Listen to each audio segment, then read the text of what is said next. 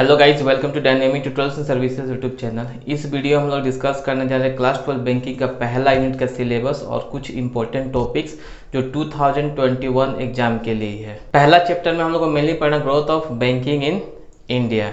इसमें हम लोग का जो फर्स्ट बैंक है हम लोग का कंट्री का बैंक ऑफ हिंदुस्तान जो 1770 में इस्टेब्लिश हुआ था, वहाँ से स्टार्ट करना है। उसके बाद अंग्रेजों ने जो प्रेसिडेंसी बैंक बनाया, 3 presidency bank, Bank of Bengal, Bank of Bombay and Bank of Madras, उसको एक्सप्लेन करना। उसके बाद तीनों प्रेसिडेंसी बैंक को मर्ज कर दिया गया 1920 में, और उसके बाद 1921 में उसको फिर से रिस्टार्ट किया गया और उसका नाम दिया गया इंपीरियल बैंक, ये लिखना है। उसके बाद इंपीरियल बैंक को 1955 में नेशनलाइज किया गया, जिसका नाम रखा गया स्टेट बैंक ऑफ इंडिया। तो बैंकिंग हिस्ट्री में ये सब हम लोग को लिखना है, ठीक है। इसके बाद चैप्टर 1 से जो दूसरा मेन टॉपिक है वो हो गया classification of bank. Classification of bank, जो बैंक अलग अलग टाइप के बैंक होता है उसको हम लोग यहाँ पे डिस्कस करना है। इसमें मेनली आते हैं scheduled and non scheduled bank, दूसरा public and private sector bank, ठीक है। इसके बाद डेवलपमेंट बैंक, बहुत तरह के बैंक है, वो सब हम लोग को यहाँ पे एक्सप्लेन करना है। तीसरा टॉपिक हो गया नेशनलाइजेशन ऑफ बैंक, ठीक है। नेशनलाइजेशन का मतलब होता है जो प्राइवेट सेक्टर है, प्राइवेट प्रॉपर्टी है, उसको गवर्नमेंट कंट्रोल में लेके आना, उसको हम लोग नेशनलाइजेशन बोलते हैं। पहले बैंक क्या होता था, प्राइवेट कंपनी की तरह काम करते थे, ठीक है। लेकिन 1969 में टोटल 14 बैंक्स को नेशनलाइज किया गया, ठीक है। तो उसके बारे में हम लोग को लिखना है और उसका इम्पैक्ट क्या क्या हुआ, उसका पॉजिटिव इफेक्ट क्या हुआ, नेगेटिव इफेक्ट क्या हुआ, और जिस ऑब्जेक्टिव के लिए नेशनलाइज किया गया था तो वो ऑब्जेक्टिव अचीव कर पाए कि नहीं कर पाए, वो हम लोग को यहाँ पे लिखना है, ठीक है। नेक्स्ट टॉपिक है lead bank scheme. Lead bank scheme RBI ने लॉन्च किया था। इसका मेन एम होता है कि जो रूरल एरिया है वहाँ पे बैंकिंग सर्विसेज को डेवलप करना है, उसके बारे में हम लोग को यहाँ पे लिखना है, ठीक है। बहुत इंपॉर्टेंट क्वेश्चन एग्जाम में बहुत बार ये आ चुका है।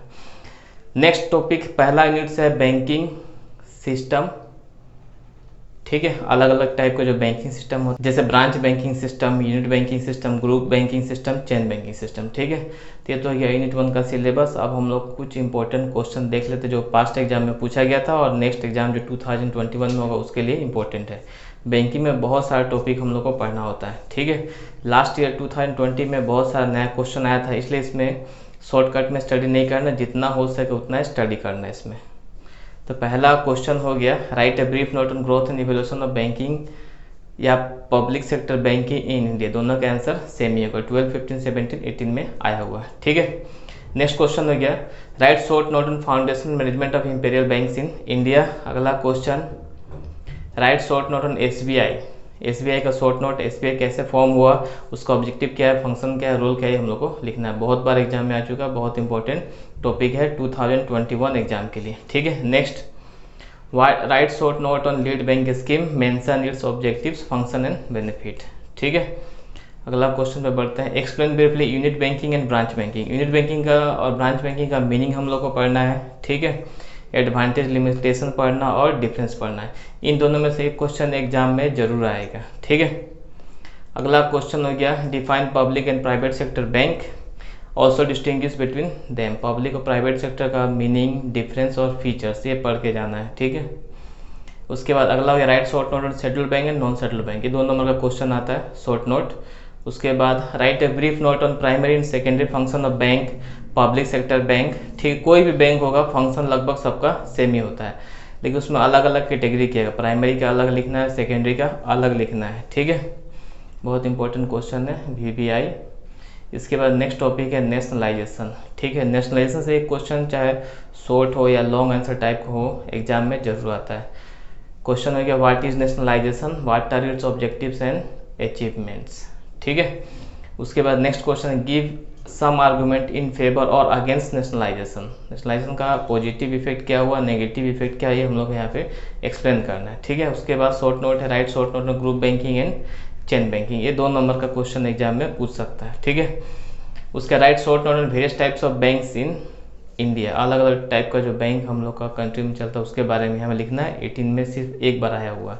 Write a brief note on social control over cost. यहाँ पर बैंक का सोशल रिस्पॉन्सिबिलिटी के बारे में हम लोग को डिस्कस करना है, ठीक है। उसके बाद नेक्स्ट क्वेश्चन है, write a brief note on the role of banks in economic development of a country. Bank हम लोग का इकोनॉमी का डेवलपमेंट में कैसे हेल्प करता है वो हम लोग को यहाँ पे एक्सप्लेन करना है, ठीक है। उसके बाद नेक्स्ट आते हैं what is E banking. E banking का मतलब इलेक्ट्रॉनिक बैंकिंग क्या है, mention it's merits and demerits, ठीक है। उसका right a brief note on recent trends in banking system, ठीक है। तो ये हो गया यूनिट 1 का कुछ इंपॉर्टेंट टॉपिक। मेन टॉपिक हम लोग यहाँ पे ग्रोथ कैसे हुआ बैंकिंग का, ठीक है, SBI, nationalisation, types of bank and types of banking system, उसके बाद लीड बैंक स्कीम, इसी से सारा क्वेश्चन आता है, ठीक है।